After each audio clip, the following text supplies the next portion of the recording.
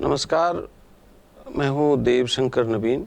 भारतीय भाषा केंद्र जवाहरलाल नेहरू विश्वविद्यालय नई दिल्ली में मैं प्रोफेसर हूँ और अनुवाद पढ़ाता हूँ। इस समय हम लोग ईपीजी पाठशाला के समकालीन साहित्य चिंतन के अंतर्गत अनुवाद अध्ययन के बारे में बात करेंगे। तय है कि आज के समय में जो हम जितने भी शिक्षा की विभिन्न शाखाओं में जितनी भी बात करते हैं, सभी बातचीत में अनुवाद अध्ययन बड़ी प्रमुखता से इस समय उभार में आया है। वैसे तो मानव सभ्यता का इतिहास कहता है कि अनुवाद की ज़रूरत मानव सभ्यता में, मानव समाज में तब से है जब से मनुष्य को विचार वस्तु और मान्यता के विनिमय की ज़रूरत हुई। तो जब समकालीन साहित्य चिंतन की बात करते हैं तो पूरे के पूरे साहित्य में हमारे सभी पुराने आचार्य कहते आए हैं कि साहित्य अंततः समकालीन समाज के चित्तवृत्ति का उल्लेख करता आया है। तो जब अनुवाद मानव जीवन में इतने दिनों से इतनी प्रमुखता से उभरा हुआ है, दर्ज है, तो समकालीन साहित्य चिंतन के अंतर्गत अनुवाद अध्ययन के बारे में विचार करना बहुत ज़रूरी है। अब जब अनुवाद अध्ययन पर बात करेंगे तो सबसे पहले जो मोटे तौर पर इसकी जो कुछ खास जो विधियां हैं, उन सभी विधियों को जानना बहुत ज़रूरी है। तो इस पूरी बातचीत में हम अनुवाद और अनुवाद अध्ययन, इस दोनों ही प्रसंग के भेद पर बात करेंगे और इसमें कई सारे शब्द ऐसे आते हैं जो पारिभाषिक रूप में केंद्रित हो गए हैं। अब उन्हें परिभाषा की ज़रूरत है, तो उन पारिभाषिक कुछ शब्दों पर भी बात करेंगे। फिर समकालीन साहित्य चिंतन में अनुवाद का योगदान क्या हुआ है, इस पर बात करेंगे। और अगले खंड में अनुवाद अध्ययन के कारण सांस्कृतिक बहुलता से भरे इस इतने बड़े देश और इतने बड़े संसार में क्या क्या तब्दीलियां आई है और अनुवाद अध्ययन उसमें किस तरह सहायक हो रहा है, इस पर बात करेंगे। और फिर अंत में विश्व साहित्य और तुलनात्मक साहित्य का अनुवाद और अनुवाद अध्ययन के साथ किस तरह जुड़ाव हुआ और अनुवाद अध्ययन ने विश्व साहित्य और तुलनात्मक साहित्य की अवधारणा को किस तरह संचालित किया, इस पर बात करेंगे। तो सबसे पहले हम अनुवाद अध्ययन और समकालीन साहित्य चिंतन की बातचीत के क्रम में कुछ जो मुख्य बिंदु है उसको जान लें। तो वे बिंदु हैं अनुवाद की उपस्थिति मानव सभ्यता में, जैसा कि पहले भी कहा कि अनुवाद की उपस्थिति मानव सभ्यता में तब से है जब से मानव सभ्यता की शुरुआत हुई है।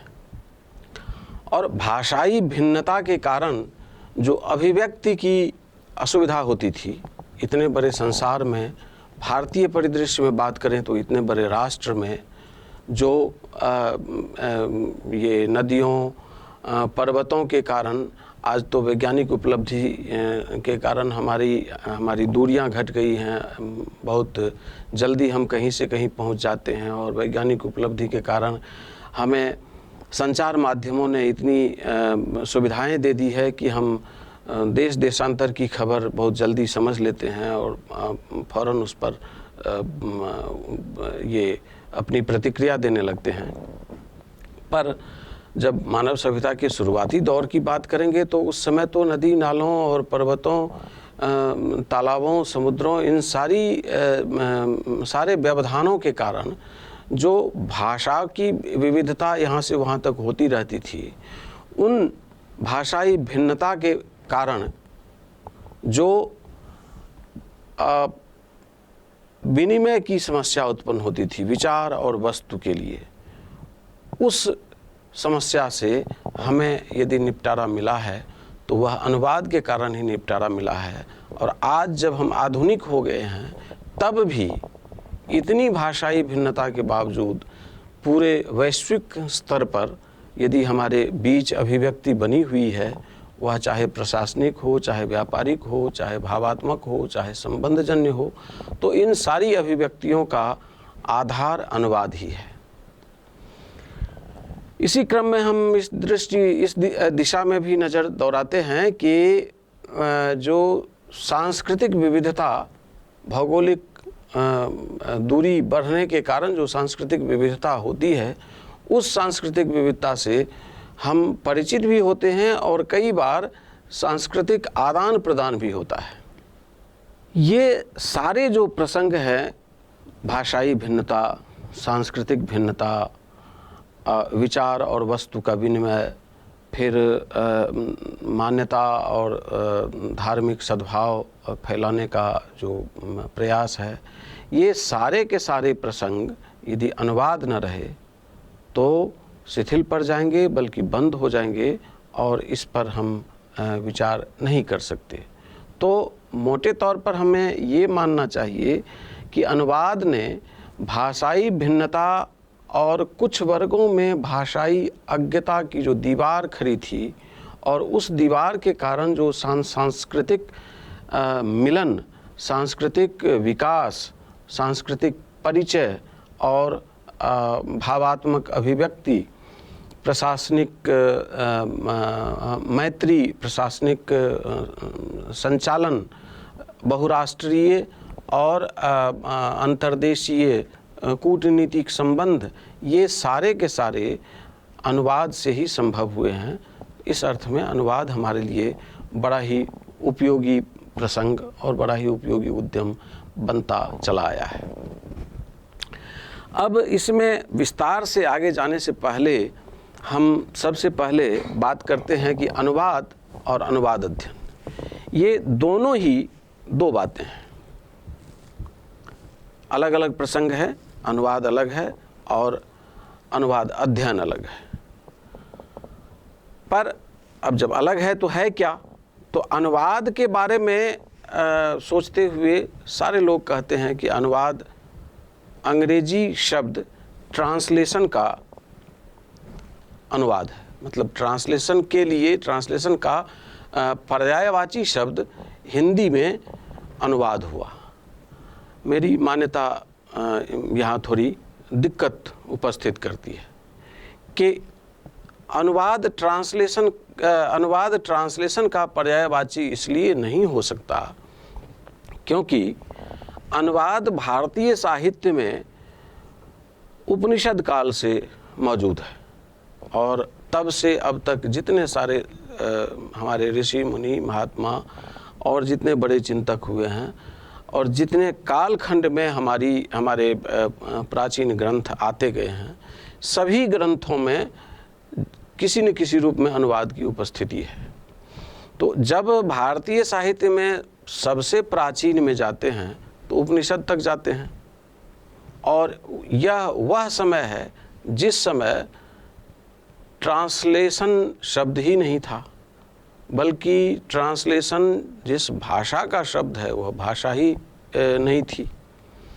तो अनुवाद के लिए हम यह मानकर जो अब तक चलते आए हैं कि ये अंग्रेजी के शब्द ट्रांसलेशन का पर्यायवाची है, यह नहीं है, क्योंकि अनुवाद पहले से है, ट्रांसलेशन शब्द अस्तित्व में बाद में आया है। ब्राह्मण ग्रंथों में जो हमारे प्राचीन ग्रंथ हैं, यास्क मुनि के यहाँ 6वीं शताब्दी में, पाणिनि के यहाँ 5वीं शताब्दी में अनुवाद का उपयोग होता रहा है। और उस वक्त ट्रांसलेशन क्या, उससे पूर्ववर्ती शब्द जो था ट्रांसलेटस और ट्रांसलेटियो, यह शब्द भी नहीं था। तो हम मानकर चलें कि हमारा शब्द, हमारी भाषा और हमारे देश का यह जो शब्द है अनुवाद, यह ट्रांसलेशन का पर्यायवाची नहीं है। यह उस समय से हमारी प्राचीन परंपरा में यह शब्द चलता आया है और उन दिनों अनुवाद में अनु और वाद जो दो शब्द खंड है, उसमें इसके उद्भव में मैं नहीं जाता। उसमें ये वद धातु में घय प्रत्यय लगने से जो वाद बना है और उसमें अनु लगा दिया गया है। मतलब कि एक बार जो बात कह ली गई है उसके अनुकरण में यह बात फिर से कही जा रही है।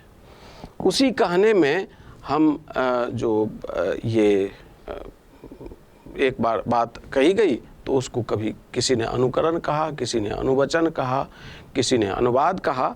और भाषा की संरचना और संस्कृति में उसके भौगोलिक परिवेश और जनपदीय जीवन यापन की सूक्ष्मताएं, इन सब को देखते हुए यह कहा जाने लगा कि अनुवाद को हम ये इस परंपरा में जो कहते थे कि अनुवचन हुआ, तो अब यह काम ट्रांसलेशन में भी इस तरह से हो रहा था। तो धीरे धीरे यह मान लिया गया कि ट्रांसलेशन का ही पर्याय अनुवाद है। इसके लिए अनु उपसर्ग लगाकर वद में वद धातु से जो हमारा शब्द बना वद, उसमें अनुवाद, अनुवचन, अनुकृति, अनुकथन, अनुवाक, ये सब कहते कहते हम लोग यहाँ तक आ गए हैं। अनुवाद को अब यदि हम अनुसरण करते हुए जब कहा जाता है, इसीलिए इसको अनुवचन और अनुकृति कहा गया है। तो यास्क और पाणिनि और भर्तृहरि ने अनुवाद को ज्ञात को फिर से कहना कहा है। दोहराना या पुनर्कथन तो कहा जाता रहा है। हमारी भाषाई सभ्यता में जो, जैसा कि पहले कहा कि जो हम मानव सभ्यता के शुरुआती दौर से ही अनुवाद की ज़रूरत रही है, उस ज़रूरत में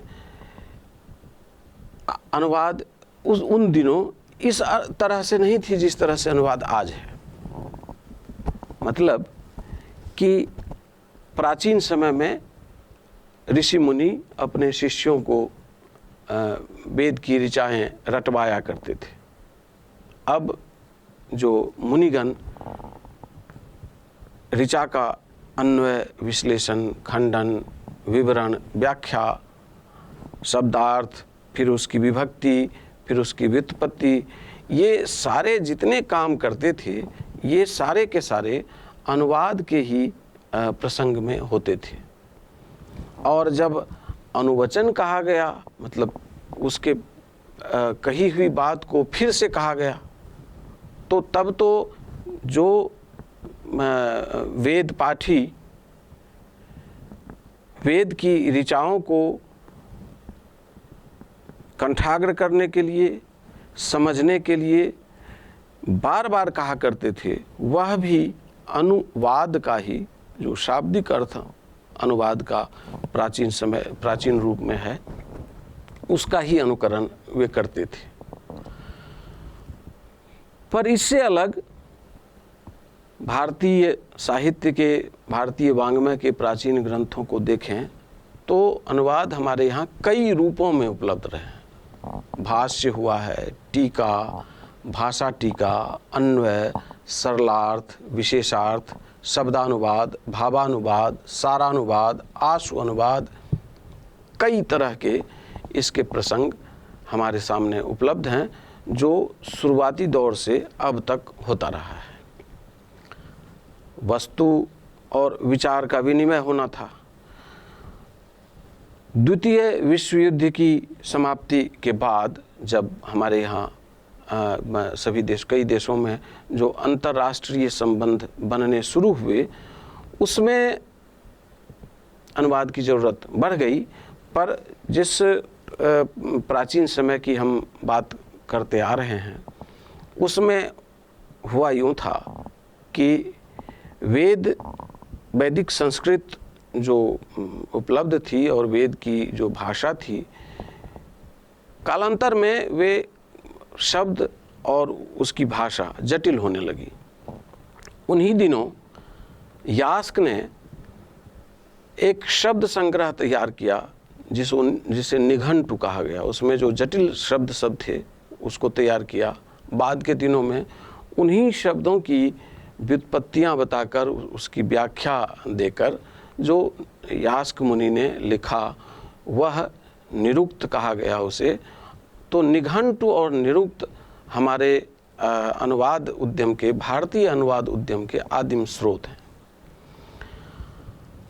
उसके बाद क्रमशः जो साहित्य सब आता गया। बाद के दिनों में ये हुआ कि ऋषि मुनि को यज्ञ करने में दिक्कत होने लगी थी, तो उपनिषद लिखा गया, ब्राह्मण, आरण्यक, ये सब होते हुए आगे के समय में जितने सारे बड़े बड़े विद्वान हुए, सब ने प्राचीन ग्रंथों की भाषा की जटिलता को, भाषा की क्लिष्टता को देखते हुए उन सब ने अपने प्राचीन ग्रंथों को समकालीन समय में लोक सुलभ बनाने के लिए सब ने अपने अपने समय में भाष्य और टीका की रचना की।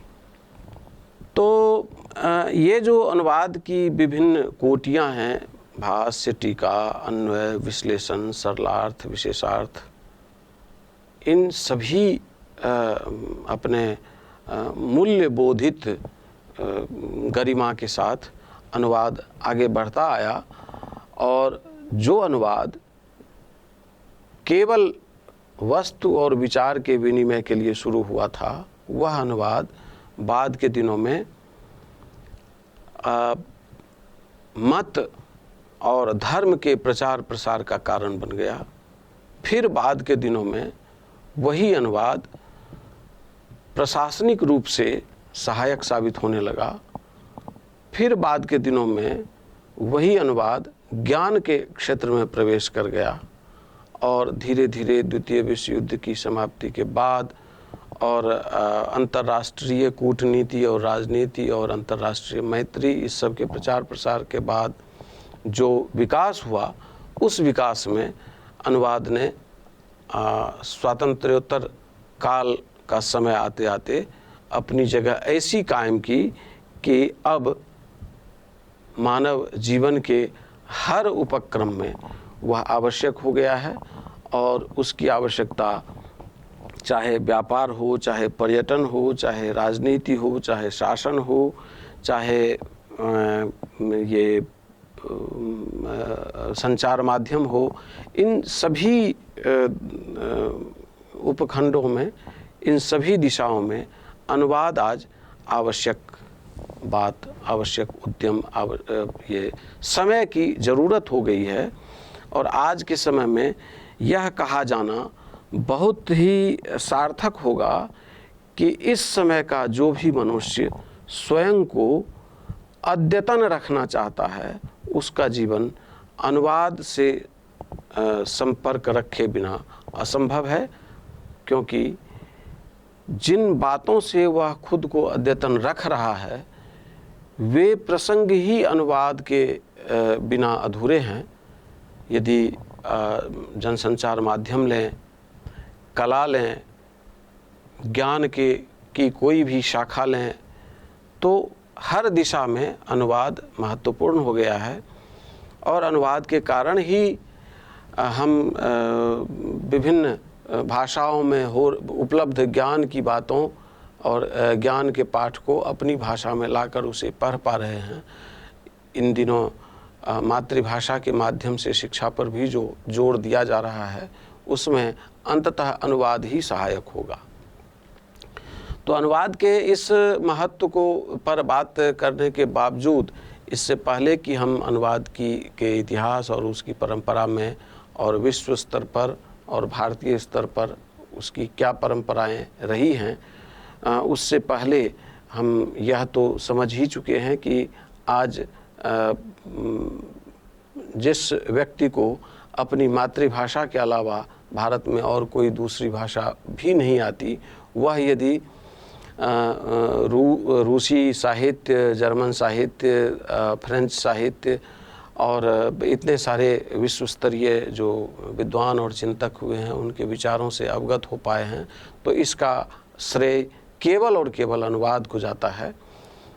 तो इसकी पूरी परंपरा पर नज़र डालने से पहले इसमें जो कुछ जो पारिभाषिक शब्द हैं उसके बारे में हम चर्चा कर लें।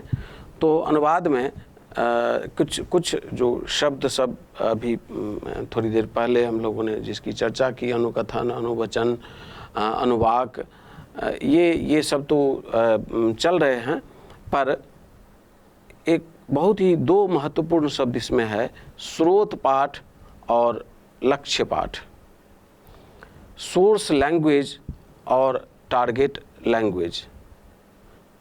जिस भाषा में हम अनुवाद करते हैं वह लक्षित भाषा कहलाती है, और अनुवाद के बाद जो पाठ हमें उपलब्ध हुआ है वह लक्षित या लक्ष्य पाठ या टारगेट लैंग्वेज, टारगेट टेक्स्ट, ये सब इसके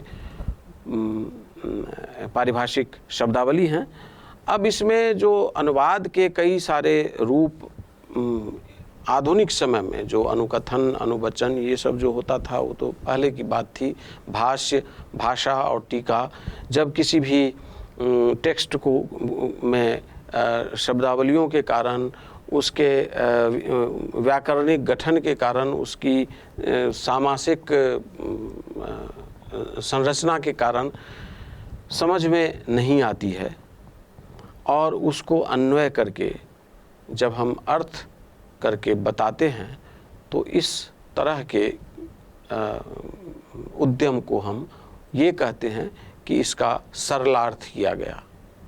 जब किसी व्यक्ति को रामचरितमानस किसी चौपाई का अर्थ नहीं लगता है, पर उसी का नीचे में अर्थ बहुत सरल अंश में, सरल शब्दावली में उसका जब अर्थ लिख दिया जाता है तो उसको टीका बोलते हैं। असल में वो है टीका, पर भाषा इसलिए कहा जाता है कि भाषा टीका से में लगा हुआ जो शब्द है भाषा, उसका सीधा अर्थ है कि उन दिनों जो लोकप्रिय भाषा होती है, लोगों की समझ में आने लायक भाषा होती है, उस भाषा में जो अर्थ कहा जाता है उसको भाषा टीका कहते हैं। अब अनुवाद में के लिए जो कई सारे शब्द आते हैं, जैसे शब्दानुवाद, तो शब्दानुवाद हुआ कि एक शब्द है वाटर, उसका अर्थ पानी होगा, तो ये शब्दानुवाद हुआ। एक शब्द है नीर, और नीर का सामान्य अर्थ ये थोड़ा तत्सम की तरफ झुक गया, पानी अधिक लोग समझते हैं तो उसको पानी कह दिया गया। तो ये तो हो गया शब्दानुवाद। सरल शब्दों में जो अनुवाद कहा जाता है, जो अनुवाद किया जाता है, किसी भी पद्य का या किसी भी गद्य का सरल भाषा में जो अनुवाद कर दिया जाता है वह हुआ सरलार्थ। कई बार हम याद करें कि जो छायावाद के दौर में हमारे जितने सारे बड़े बड़े कवि हुए हैं, उन्होंने प्रतीक अर्थों का बहुत उपयोग किया। खग, नभ, आकाश, नदी, सूरज, चंदा, आसमान, पवन, ये सारे जो स्वतंत्र और उन्मुक्त मुखी ध्वनि देने वाली जो शब्दावली थी, इन शब्दावलियों को प्रतीकार्थ में जिस तरह से छायावाद के दौर में उपयोग किया गया, या आज भी इस तरह के जो रूपक लिए जाते हैं, पौराणिक रूपक ले लिए जाते हैं, और आज के संदर्भ में किसी दुर्वृत्ति में लिप्त लोगों को जो कंस कह दिया जाता है, और किसी धोखा देने वाले व्यक्ति को जब विभीषण कह दिया जाता है, और भाई के लिए, भाई के साथ ही जो व्यक्ति घात करे उसको जब सुग्रीव कह दिया जाता है, तो इस सब तरह के जो पौराणिक प्रसंग हैं, इन पौराणिक प्रसंगों के सहारे आज के समय का जो वक्तव्य है किसी रचनाकार का, उसको पुष्ट करने के लिए जिन शब्दावलियों का उपयोग होता है, जिन रूपकों का उपयोग होता है, प्रतीकों का उपयोग होता है, अलंकारों का उपयोग होता है, इन सब चीज़ों का अर्थ खोलने के कारण जो एक विशेष अर्थ उसमें से निकल के आता है, उस तरह के अर्थों को हम विशेषार्थ कहते हैं। और इसमें अनुवाद कई फलक पर अपने अर्थ खोलते चलते हैं। तो यह अनुवाद हमारे सामने अपने विविध स्वरूप के साथ सामने आया, और अब हम अनुवाद के राष्ट्रीय अंतर्राष्ट्रीय फलक की तरफ बढ़ने की चेष्टा करेंगे। तो अनुवाद के बारे में, अनुवाद शब्द के बारे में हम जब इतना जान गए हैं, तो अब हम थोड़ा सा अनुवाद अध्ययन पर नज़र केंद्रित करें कि आखिरकार अनुवाद अध्ययन क्या है। तो अनुवाद एक कर्म है, एक उद्यम है कि एक भाषा की चीज़ को, एक भाषा के पाठ को हम दूसरी भाषा में अनुवाद करते हैं, दूसरी भाषा में रखते हैं, और उस अनुवाद के करने की कई सारी प्रक्रियाएं हैं। जो कभी अनुवाद के बारे में केवल खास करके बात की जाए तो उस पर चर्चा हो सकती है कि उसमें हम कैसे कैसे उन बातों को लेते हैं। बचपन से हम लोग अनुवाद के काम से जुड़े रहे हैं और बचपन से अनुवाद करते रहे हैं। राम जाता है, राम गोज, मैं जा रहा हूँ, आई एम गोइंग, इस तरह के अनुवाद तो होते रहे हैं। पर अनुवाद की जो बड़ी महत्ता है वह आगे आने के बाद यह समझ में आती है बात की इसकी प्रक्रियाएं क्या होती है। सामान्य रूप से लोग कर देते हैं, पर इस पर बड़े बड़े चिंतकों ने बात की है कि सबसे पहले जब कोई शब्द हमारे सामने आता है, कोई वाक्य हमारे सामने आता है, कोई पाठ हमारे सामने आता है कि उसका अनुवाद करना है, तो सबसे पहले हम उसका बोधन होता है, समझते हैं उस पाठ को कि इसको हम अनुवाद कैसे करें। उसके बाद उस पाठ के हर वाक्य का हम पहले विश्लेषण करते हैं कि ये इसमें कौन सा पाठ क्या है, कौन करता है, कौन क्रिया है, कौन क्रिया विशेषण है, कौन संज्ञा है, कौन सर्वनाम है, कौन सहायक क्रिया है, कहाँ पर इसमें बिंब और प्रतीक का इस्तेमाल किया गया है। वह बिंब और प्रतीक जब हम उसको दूसरी भाषा में ले जाएंगे तो वहाँ जाने पर उस भाषा के लिए जो बिंब और प्रतीक समान रूप से उपलब्ध हों या उस प्रसंग के लिए जो उपलब्ध हों, उसको हम कैसे करेंगे। ये इन सब चीज़ों के लिए अनुवाद प्रक्रिया पर बहुत सारे आचार्यों ने लंबी चौड़ी बात की है और खूब कायदे से उसको समझाया गया है। उसमें संस्कृति का अनुवाद होता है, वातावरण का अनुवाद होता है, शब्द का अनुवाद होता है, वाक्य का अनुवाद होता है, पर मूल अर्थ में ये है कि अनुवाद कर्म एक विमर्श का, एक प्रसंग का दूसरे प्रसंग में अनुवाद करना अनुवाद कहलाता है। लेकिन इन सारे प्रसंगों को जब हम समझने की चेष्टा करते हैं कि यह अनुवाद करने की पद्धति अपनाई किस तरह से गई है, जब राम जाता है को राम गोज कहते हैं तब इतनी परेशानी नहीं है, पर उसमें कई बार, बल्कि ज़्यादातर समय में, और ख़ास करके साहित्यिक पाठ को और ख़ास करके प्रशासनिक और अंतर्राष्ट्रीय मैत्री वाले पाठ को जब अनुवाद करने बैठते हैं तो उसमें कई सारी समस्याएं एक जगह एकत्र हो जाती हैं। एक उदाहरण से समझाऊं कि जब कहा जाता है the baby sitter went away, अब इस बेबी सीटर के लिए यदि कहा जाता है आया कहें तो, और इसका अनुवाद करते हैं आया भाग गई। कोई व्यक्ति जो आया उस घर के की तनख्वाह पर रह रही थी, उसके लिए एक अभद्र या असम्मानजनक क्रिया का इस्तेमाल किया गया, आया भाग गई। पर उसका अनुवाद कोई व्यक्ति यह भी कर सकता है, आया चली गई, धाई चली गई। लेकिन जो व्यक्ति इस ममता से उस स्त्री को देखेगा कि यह आया केवल आया नहीं थी मेरे घर में, मेरे बच्चे की देखभाल करने वाली एक ममतापूर्ण स्त्री थी, ममतामयी स्त्री थी, वह उसे अपने द्वारा अनुबंधित और अपने पैसे पर काम करने वाली एक स्त्री न समझकर उसको यदि ममतापूर्ण दृष्टि से देखे कि वह स्त्री अपनी ममता से मेरे बच्चे का लालन पालन करती थी और कई बार हमारे घर के वातावरण को भी गुलजार रखती थी, तो उसके मन में उस स्त्री के लिए चले जाने के बावजूद एक सम्मान भाव बना रहेगा। और तब वह व्यक्ति उसका अनुवाद करेगा, धाई माँ चली गई।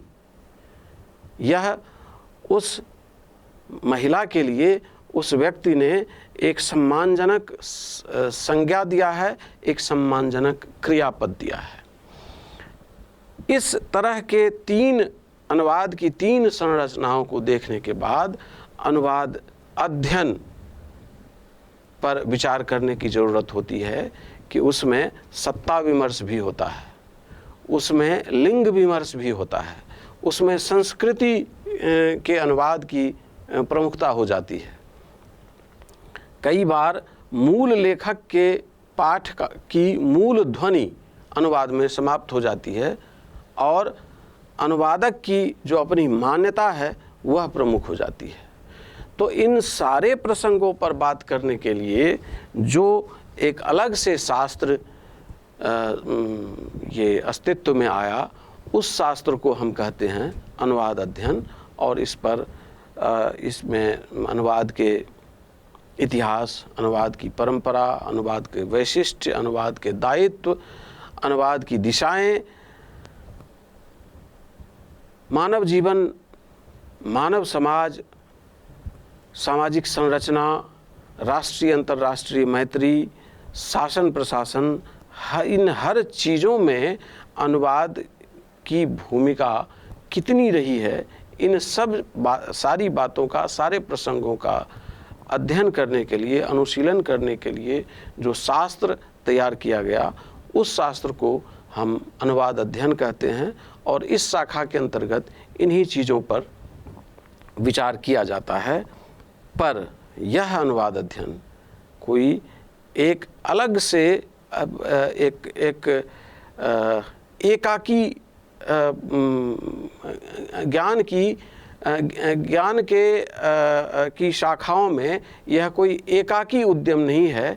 इसमें यह एक अंतरानुशासनिक व्यवस्था है, ज्ञान की अंतरानुशासनिक व्यवस्था है, जिसमें कई बार इतिहास की ज़रूरत होती है, तुलनात्मक साहित्य की ज़रूरत होती है, विश्व साहित्य की ज़रूरत होती है, समाज शास्त्र की ज़रूरत होती है, भाषा विज्ञान की ज़रूरत होती है, कंप्यूटर विज्ञान की ज़रूरत होती है, दर्शन शास्त्र की ज़रूरत होती है। और ये जितने सारे प्रसंग हैं उसको जोड़ते जोड़ते हम इसका अर्थ निकालने की चेष्टा करते हैं। जैसे आज यदि हम 11वीं शताब्दी के किसी पाठ का अनुवाद करने लगते हैं तो उस समय का पाठ है और हम कन्नड़ भाषा नहीं जानते, तो कन्नड़ भाषा के पाठ के हिसाब से जो अनुवाद किया गया है आज के अनुवादक ने अंग्रेजी में, और उसने जो वहाँ पादुका के समानार्थी जो शब्द कन्नड़ भाषा के किसी पाठ में थे, वैसे शब्दों का प्रयोग आज के अंग्रेजी अनुवादक ने यदि अंग्रेजी में शूज के रूप में कर दिया है, सैंडल के रूप में कर दिया है, तो अब हम उसका अनुवाद यदि करेंगे तो वो जो पादरक्षक पद उस समय जो था, तो उस समय के पादरक्षक संस्कृत में खराऊं हुआ करते थे।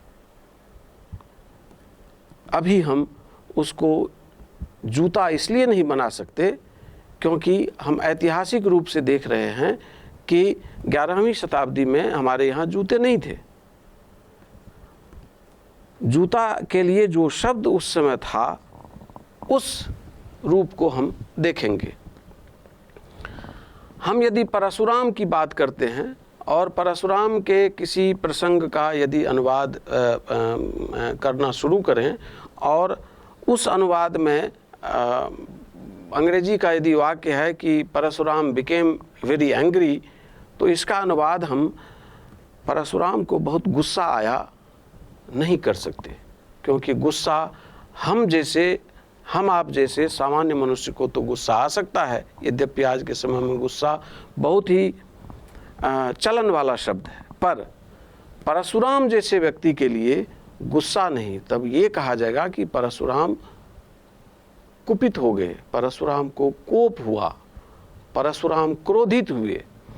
तो अनुवाद करते समय, अनुवाद अध्ययन में जो हमें इतिहास, भूगोल, दर्शन शास्त्र, भाषा विज्ञान, संकेत विज्ञान, कंप्यूटर विज्ञान, इन सब चीज़ों की जो ज़रूरत पड़ती है अनुवाद अध्ययन में, उस अध्ययन के लिए में इसीलिए इन चीज़ों की ज़रूरत पड़ती है कि इन सारे प्रसंगों से उस अनुवाद कर्म को धोया पखाड़ा जाता है और तब एक बेहतर अनुवाद सामने में आता है। पाश्चात्य अनुवाद अध्ययन के चिंतक जब कभी अपने अनुवाद चिंतन की परंपरा ढूंढने की चेष्टा करते हैं तो वे ढूंढते ढूंढते सीसरो तक जाते हैं, जिनका काल ईसा पूर्व 106 है, जो ईसा पूर्व 106 से ईसा पूर्व 43 ईस्वी तक है। फिर बाद के दिनों में संत जेरोम हुए, जिनका समय सन 347 से 420 के आसपास तक का है।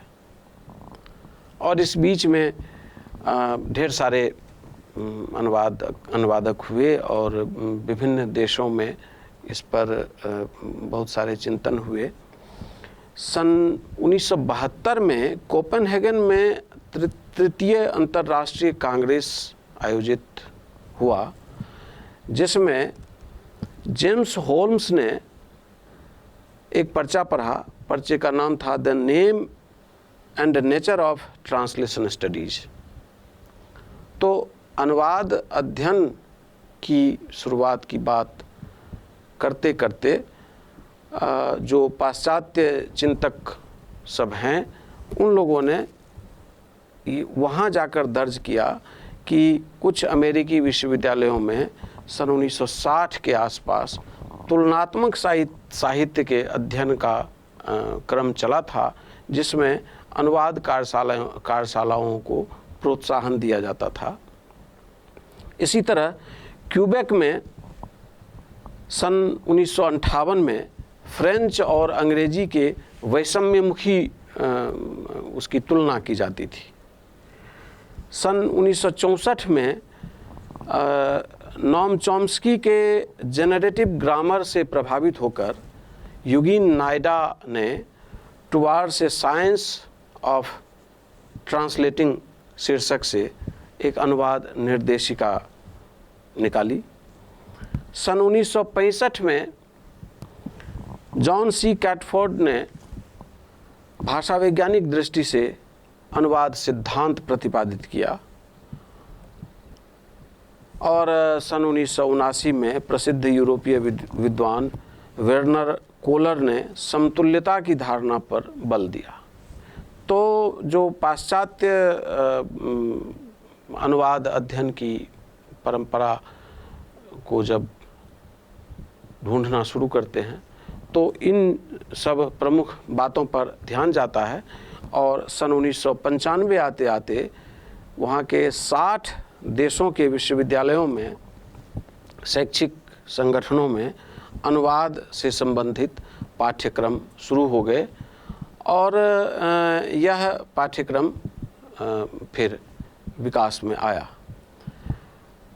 इस पर विविध तरीके से बातचीत होने लगी। इसी तरह जब हम हिंदी में अनुवाद परंपरा की बात और भारतीय साहित्य में अनुवाद परंपरा की बात करना शुरू करते हैं तो हम अपना इतिहास ढूंढते ढूंढते उपनिषद तक जाते हैं और उपनिषद से निघंटु, निरुक्त, ब्राह्मण, आरण्यक, ये सब होते हुए हम बौद्ध काल में जब आते हैं तो हमें उस समय के जो अनुवाद से संबंधित उद्यम दिखाई देते हैं वे बड़े ही रोमांचक लगते हैं। दूसरे देश के विद्वानों की तरह हमारे यहाँ अनुवाद कर्म की इन सारी पद्धतियों को और इन सारी बातों को महिमा मंडित करने की कभी कोशिश नहीं की गई। पर देखना शुरू करें तो चंद्रगुप्त मौर्य के समय में जितना बड़ा साम्राज्य था उतने बड़े साम्राज्य में राजपाट की व्यवस्था जब चलती होगी तो उसका आधार अनुवाद ही रहा होगा। महात्मा बुद्ध तो इसके बड़े उदाहरण हैं कि